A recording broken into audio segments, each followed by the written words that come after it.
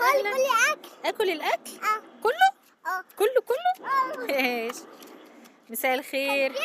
اه، ازيكم عاملين ايه؟ المغربية بقى من فوق السطح تحفة بجد. شايفين الغيطان ورايا وشكل الغيطان روعة، والسماء يعني مفيش اجمل من كده بجد.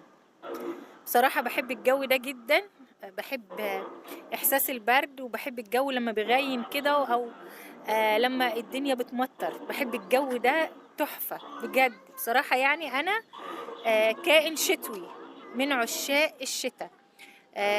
لو في حد هنا بقى زي كده يعرفني، لو في حد هنا بيحب الشتاء قوي زي كده يا ريت يعرفني. تعالوا بقى افرجكم على شكل الغيطان كده بهدوء كده وبجمال. يلا بينا.